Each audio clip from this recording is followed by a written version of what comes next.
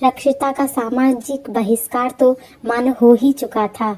रही सही कसर उसके दोस्त वरुण ने पूरी कर दी थी।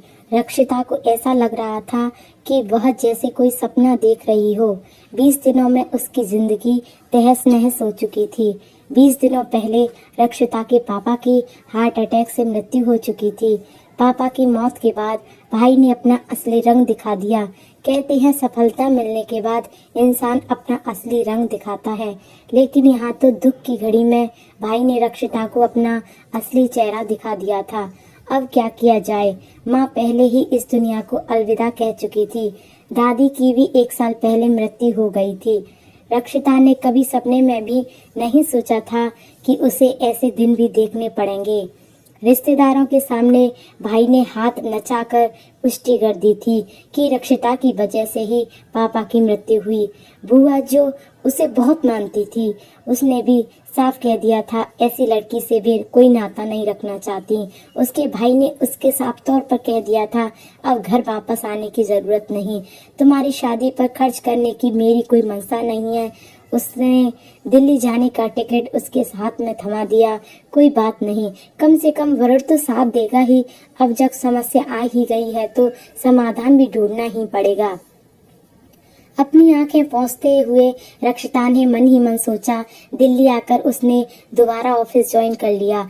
रक्षिता ने वरुण से मिलने की कोशिश की, पर वरुण ने उसे दोबारा मिलने में कोई दिलचस्पी नहीं दिखाई। रक्षिता ने सोचा कि हो सकता है वरुण ऑफिस के काम में बिजी हो। एक दिन जब कैंटीन में रक्षिता की सपना से मुलाकात हुई तब उसे हकीकत मालूम हुआ। सपना ने बताया, रक्षिता मैं तुम्हें एक बात बताना चाहती हूँ। उम्मीद है कि तुम इसे हल्के में नहीं लोगी, पर बताओ तो सही क्या बात है। रक्षिता परेशान होते हुए बोली, वरुण कह रहा था कि तुम्हारे रोने धोने की कहानियां सुनने का स्टेमिना उसमें नहीं है। यह सुनते ही रक्षिता के चेहरे की हवाइयां उड़ गईं। अब उसे मालूम हो गया था कि वरुण उससे कटा कटा क्यों रहता है। उसके प्यार ने ही उसे हिम्मत बधाई थी। उसी के बलबूते उसने अपने भाई की बातों का बहिष्कार किया था। उससे लड़ी थी, लेकिन अब तो सारी उम्मीदें चकनाचूर होती नजर आ रही थी। वरुण के प्यार में वह काफी आगे बढ़ चुकी थी। पापा की मृत्यु ने उसे अंदर तक झकझोर दिया। उसके बाद भाई ने और अब वरुण की बेवफाई ने उसे पूरी तरह तोड़ दिया। उसके मन में अब तरह तरह के ख्याल आ रहे थे। अब क्या होगा? कौन शादी करेगा उससे? पापा की मृत्यु के बाद उनकी नौकरी उसके भाई को मिल चुकी थी। घर और थोड़ी बहुत प्रॉपर्टी पर भाई ने पहले ही अपना कब्जा जमा लिया था। रिश्तेदारों ने भी भाई का ही साथ दिया था। अब रक्षिता को पता चल गया था कि वह दुनिया में अकेली है। उसका संघर्ष सही मायने में अब शुरू हुआ है। पहली बार पता चला कि लड़के सामाजिक सुरक्षा, भावनात्मक सुरक्षा, रिश्तों की सुरक्षा के साथ पैदा होते हैं। खाली हाथ तो सिर्फ लड़कियां ही पैदा होती हैं।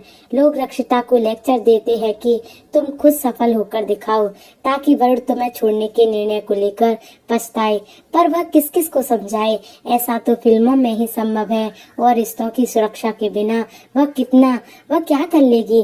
धीरे धीरे समय बीतने लगा और रक्षिता ने अब किसी प्राइवेट इंस्टीट्यूट में इवनिंग क्लासेस लेकर एलएलबी की पढ़ाई शुरू कर दी। उसने सोचा कि एक डिग्री भी हो जाएगी और खाली समय भी आराम से कट जाएगा। नीलेश से उसकी वही मुलाकात हुई थी, लेकिन वह अब लड़कों से इतना उकता चुकी थी कि उससे बातें करने में भी कतराती थी। नीलेश एक अंग्रेजी अखबार में काम करता था।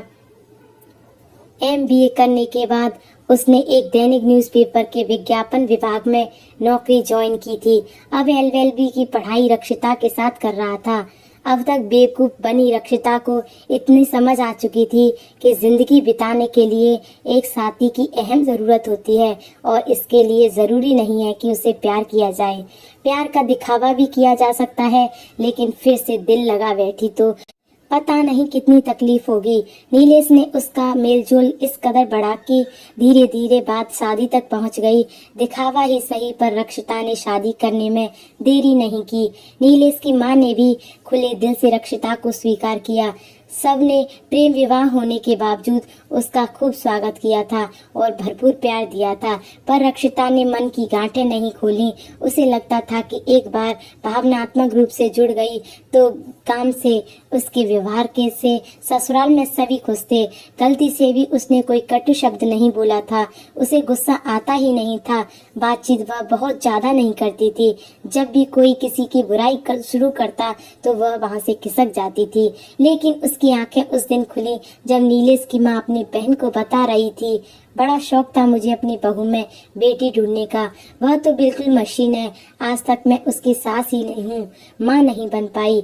यह सुनकर रक्षिता अपने इमोशंस रोक न सकी और उस दिन खूब रोई। उसकी समझ में नहीं आ रहा था कि मेरे साथ जो हुआ है उसका दोष मैं किसको दूं। बहुत सी लड़कियों के साथ ऐसा होता है, तो उन्हें क्या करना चाहिए हमें कमेंट में जरूर बताएं। यह कहानी अच्छी लगे तो लाइक, शेयर और सब्सक्राइब करें।